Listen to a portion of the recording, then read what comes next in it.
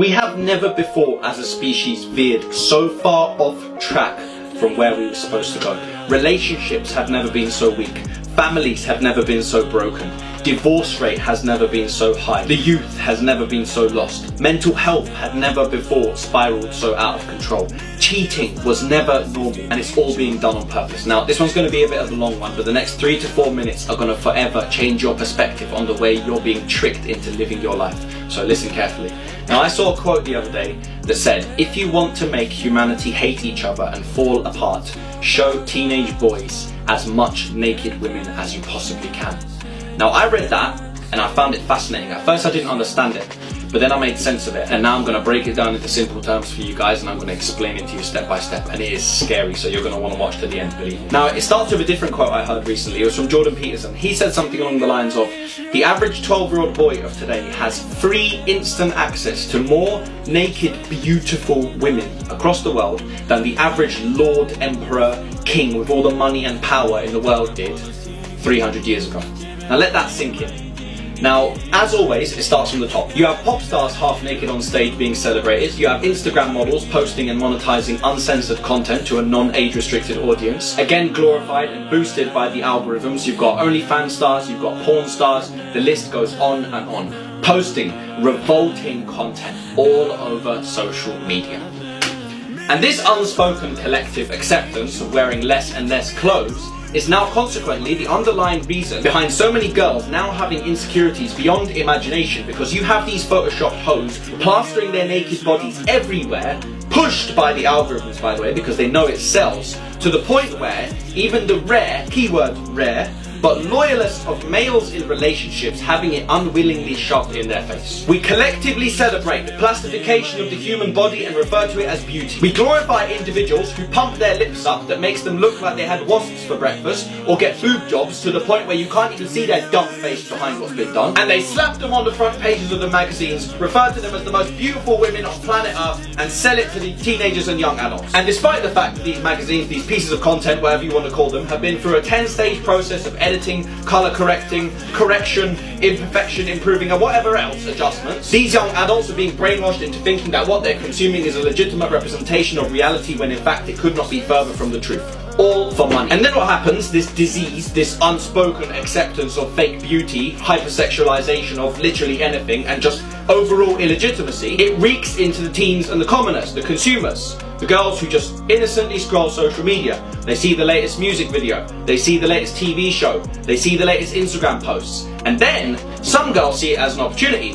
They wear less clothes on their social medias. They wear less clothes on nights out. Their overall dignity and exclusivity is in a perpetual downward spiral, because this is now what's accepted. And they also know the males are now aware that this is the new reality, which means it's normal to see half-naked women on every corner of every street whenever they please. And you have a massive contingent of women who are more insecure now than ever, because they can see that everything in society is getting sexualized, and the glorified celebrities are the advocates for it, so they feel they either have to become it or remain insecure.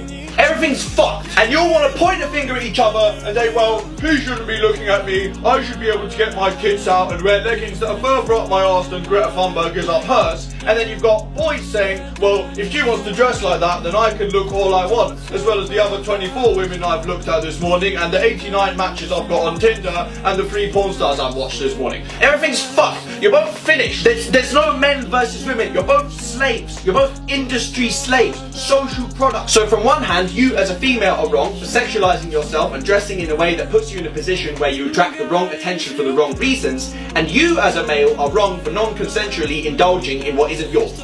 But you're both mucks, but you both do it because that's what's accepted. So this is our step 1, going back to the quote, creating arguments of humanity. We've already split it, the world. We've already split the world. It's men versus women. They both hate each other. Men are everything wrong for everything, women are everything wrong. So you're already arguing. Now, let me explain to you where the total destruction happens. So think about it. This is what the 12-year-olds of today are doing. So I'm not sure what kind of age of person you guys had in mind as I was telling the story that I've been telling up until now, because obviously you have 35-year-olds doing what I've been saying, but you also have 11-year-olds already doing this stuff. Crazy, right?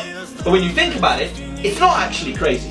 Because the average 11-year-old of today has already had an iPhone for 2-3 years and already scrolled hundreds of thousands of TikToks, Instagram posts and whatever else they can consume and click of a button on their iPhone. So the 12-year-olds of today are no longer playing with Barbies and action men. They're no longer participating in creativity-induced activities such as drawing, painting, creating things. Any education they are given is the bollocks education system shit that teaches them absolutely nothing except how to be depressed and anxious, and they hate it so much that in order to not be depressed and anxious, they play video games, scroll social media and consume all of the above. And then what happens is they get to the age of 18, 19, they have no family values, they've been taught no value of loyalty, care, exclusivity, they're full of negativity, they hate their lives, they're full of hatred and resent, they live their lives chasing clout, sleeping around town and attempting to copy what they think is the reality of the lives of the influencers and celebrities they follow on social media. None of these kids can go on to be good mothers and fathers. They are simply not equipped with any value to provide another, let alone raise a child from scratch. I don't think you people realise how bad it's actually got, or maybe you have and you're just going through the motion. 50, 60 years ago, men were going to war, and they'd go to war